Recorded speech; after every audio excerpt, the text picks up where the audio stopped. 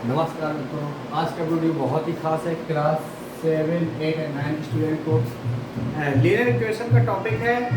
Question आपके जैसे कि 3 बोर्ड में लिखे हुए हैं, बस आपको इनको इक्वेशन बना के इनको सॉल्व करना है, सॉल्यूशन निकालना है।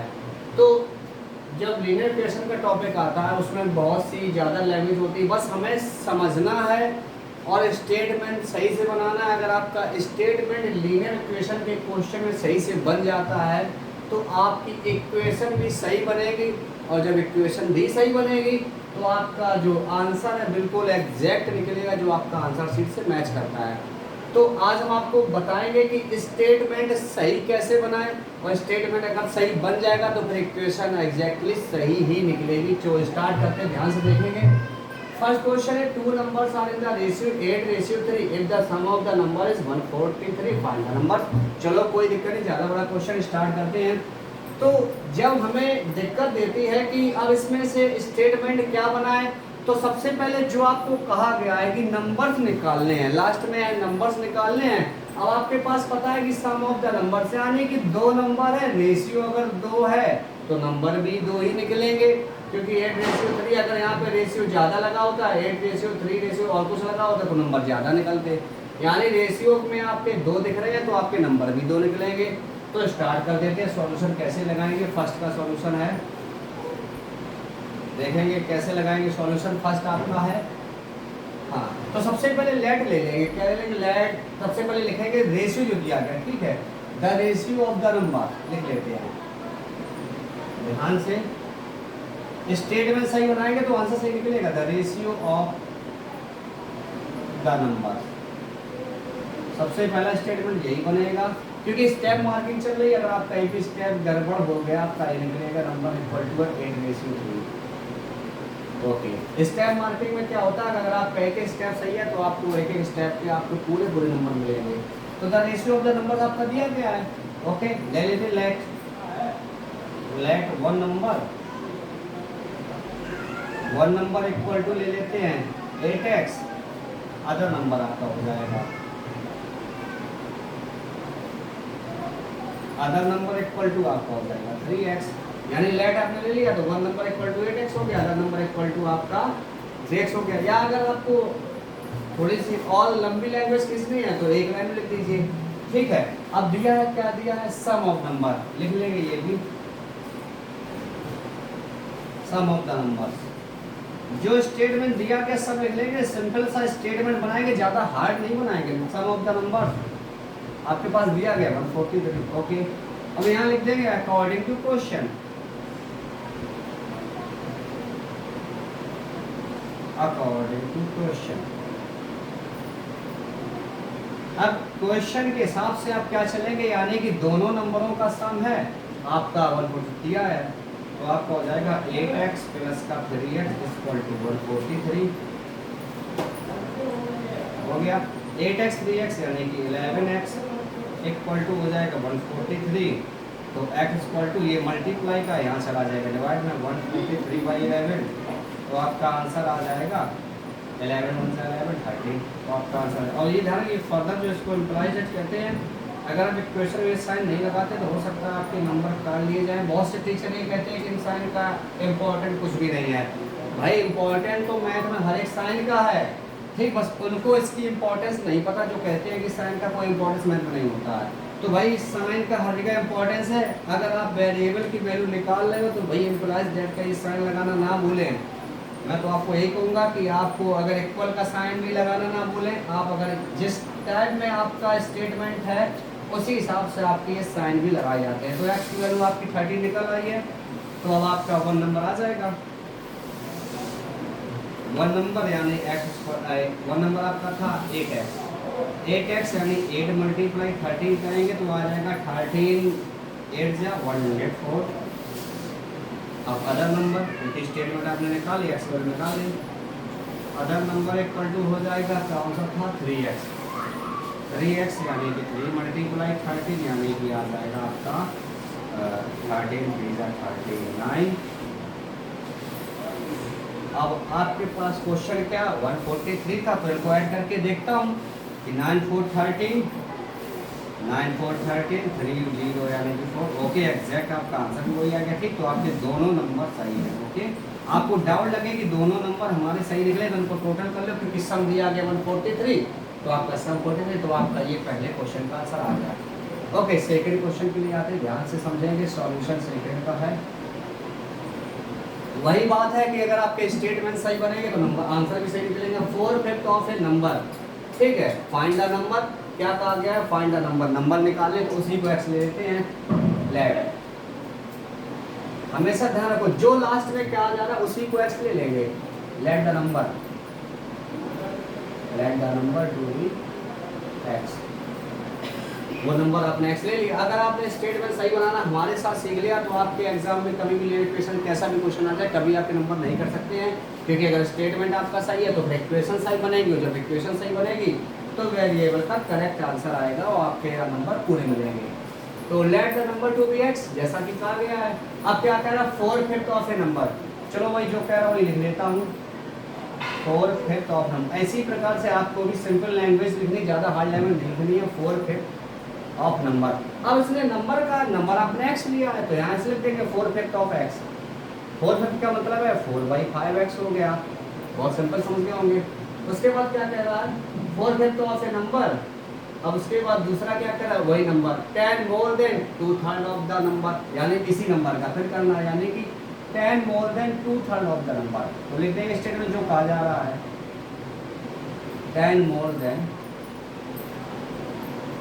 2/3 ऑफ नंबर है, नंबर को एक्स लिया है, तो यानी कि मोर देन 2/3 ऑफ नंबर। 2/3 का मतलब है कि पहले 2/3x कर लिया, कितना ज़्यादा है, प्लस का 10 ज़्यादा है। ओके, प्लस 10 हो गया। अब क्या कह रहा है, और तो कुछ नहीं दिया नहीं, वही काम अकॉर्डिंग टू क्वेश्चन लिख लेंगे।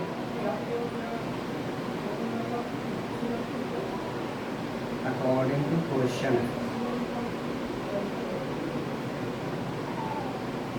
लीनियर इक्वेशन के क्वेश्चन में स्टेटमेंट का बहुत इंपॉर्टेंट है, मैं बार बार रिपीट कर रहा हूँ। स्टेटमेंट अगर आपके सही बनेंगे तो इक्वेशन सही बनेगी, इक्वेशन सही बनेगी तो आंसर निकालेंगे। अगर कोई टीचर मान लो कहते स्टेटमेंट का कोई यूनिट है, एक बात बताइए, अच्छा जब आप स्टेटमेंट आपको बनाना पता नहीं तो आपको कैसे पता कि जो आपने इक्वेशन लिखी क्या सही है या गलत है? भाई आप डायरेक्ट मान लो, चलो इक्वेशन डायरेक्ट बना दी, आपको कैसे पता कि स्टेटमेंट के बिना आपको जो आपने इक्वेशन बनाई सही होगी? भाई आप भी स्टेटमेंट पढ़ के ही तो बनाएंगे तभी तो इक्वेशन बनेगी। तो मैं तो आपसे यही कहूँगा, सबसे पहले स्टेटमेंट बनाइए, उसके बाद आप इक्वेशन बनाइए, आपके आंसर सारे निकलते जाएंगे अकॉर्डिंग टू क्वेश्चन। तो क्या कह रहा है, सबसे पहले यही कहा कि 4/5x, तो 4/5x इक्वल टू कितना है, यानी कि 2/3x और प्लस का हो जाएगा 10। चलो भाई सॉल्व करके देख लेते हैं क्या कह रहा है। तो ये आपको पता है वेरिएबल के साथ जाता है हमेशा, 2/3x 10 आपका यही रहेगा। देखता हूँ 5 3 का एलसीएम ले लेंगे तो हो जाएगा 12 हो जाएगा, यहाँ 10 हो जाएगा, 12x यहाँ हो जाएगा, 5 2 10 यहाँ पे आ जाएगा, अपॉन 15 यहाँ रहेगा, इक्वल टू 10 का वही रहेगा। ठीक है भाई, देखता हूँ कि 12x से 10x ज़्यादा तो बचेगा 2x, और ये 15 है आपका, यहाँ मल्टीप्लाई चला जाएगा, 15 10 जब 150 हो गया तो x इक्वल टू आपका आ जाएगा, मल्टीप्लाई का है चला जाएगा आपका डिवाइड में, यहाँ लिख देता हूँ। ठीक है, यहाँ से तो हमने जैसा कहा कि इम्प्लाइज दैट का साइन लगाने में दिक्कत ही ना भूले, अगर आप इस टाइप के क्वेश्चन को लगा रहे इक्वेशन के। तो 2x है यानी 2 का आया है तो यहाँ चला जाएगा डिवाइड में 150/2, यानी कि x इक्वल टू आ जाएगा 75। तो आपका वो नंबर आ गया जो उसने कहा था, ठीक है ना, फाइंड द नंबर। तो लिख देंगे statement, hence the number is 75 और आपका आंसर करेक्ट हो जाएगा। ठीक है, अब आपका 3 क्वेश्चन क्या कह रहा है, Surabhi mother is 4 times as old as Surabhi after 5 years, her mother will be 3 times as old। अब उनकी प्रेजेंटेंस निकालनी, कोई दिक्कत नहीं, इस टाइप का क्वेश्चन ये भी निकल आएगा। चलो तो सबसे पहले बोर्ड को थोड़ा सा साफ कर लेते हैं, क्योंकि ये क्वेश्चन अगर करना है तो थोड़ा सा बोर्ड को साफ तो करना ही पड़ेगा। ठीक है, ये क्वेश्चन आपका आ गया, यहाँ से इसी को साफ कर लेता हूँ। एज वाले जब क्वेश्चन फंसते हैं तो बहुत दिक्कत देती, कैसे सॉल्व करें, तो कोई दिक्कत नहीं, आसानी से आप सॉल्व कर लेंगे। ध्यान से देखेंगे कैसे सॉल्व करें। क्वेश्चन नंबर 3 का सॉल्यूशन है ये 3। ये क्वेश्चन क्या कह रहा है? Surabhi mother is 4 times as old as Surabhi after 5 years her mother will be 3 times. Present is दोनों के निकालने हैं, कोई बात नहीं, आपको पता होना चाहिए सुरभि अगर डॉटर है तो वो छोटी होगी, मदर सुरभि की उससे एज में बड़ी होगी, सिंपल सा है। तो सुरभि की एज को एक्स ले लेते हैं। Present is let the present age of Surabhi,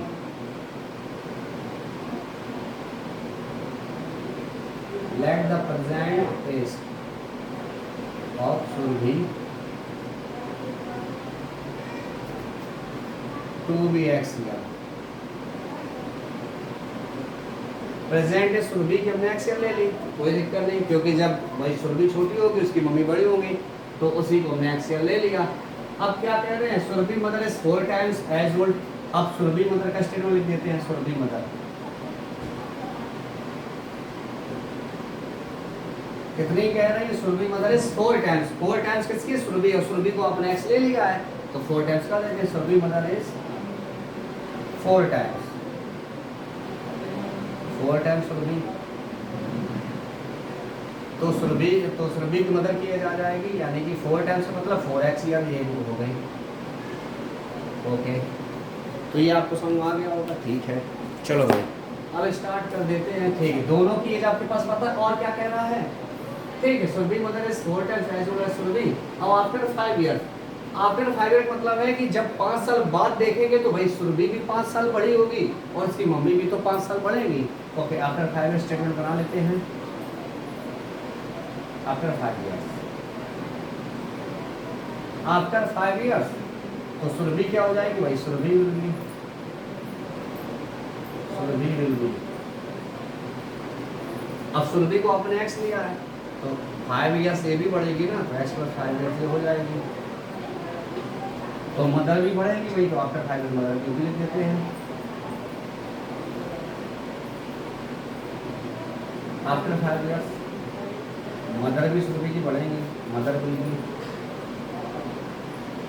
mother अभी 4x है तो इनमें भी +5 कर दे रहा हूँ, हो गई, ठीक है। अब कंडीशन क्या कर रहा है? Surabhi mother, her mother will be 3 times as old Surabhi. कितनी? 3 टाइम्स एज ओल्ड सुरभि। अब 3 टाइम्स सुरभि का कर लेता हूँ, 3 टाइम्स ऑफ सुरभि, यानी कि 3 टाइम्स सुरभि, यानी कि 3 का और इसमें मल्टीप्लाई कर देंगे, क्योंकि सुरभि की 5 ईयर्स की एज ये है। 3 टाइम्स का आ जाए सुरभि में तो 3 टाइम्स कर दिए plus.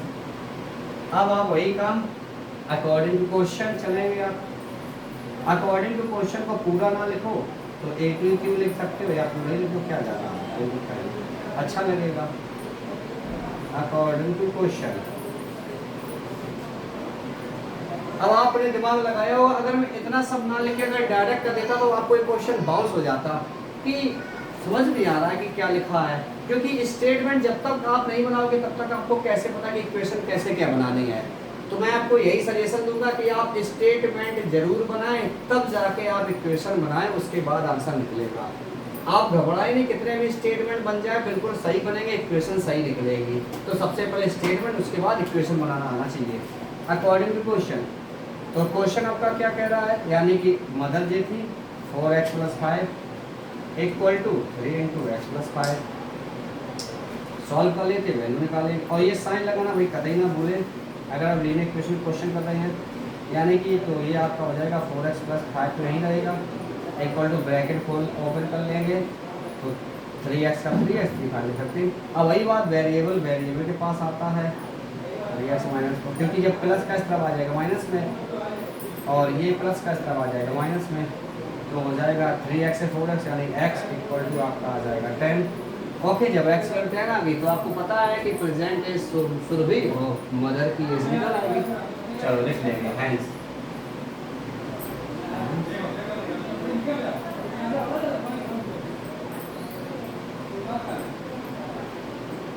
Surabhi present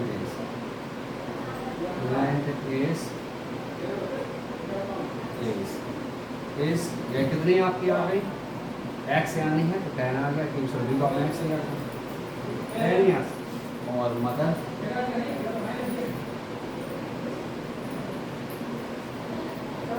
present is यानी कि 4x था तो 4 10 40 हो जाएगा। बस आपको पूरे नंबर मिलेंगे अगर आपने इस टाइप से पूरा क्वेश्चन लगा दिया तो निकल आए। तो आई होप आपको आज लीनियर इक्वेशन से रिलेटेड कोई भी क्वेश्चन आसानी से कर लेंगे। जैसा कि मैं आपको बता रहा हूँ बार बार कि स्टेटमेंट का बड़ा ही इंपॉर्टेंस है। अगर स्टेटमेंट आपने समझ के सही सही बनाओ, ज़्यादा बड़ी लैंग्वेज नहीं बनानी, ज़्यादा हार्ड वर्ड नहीं लिखने हैं, सिंपल से वर्ड लिखने। जो कहा जा रहा है वो लिख के जाएंगे, इक्वेशन बनाएंगे, सॉल्व कर लेंगे, आंसर निकालेंगे।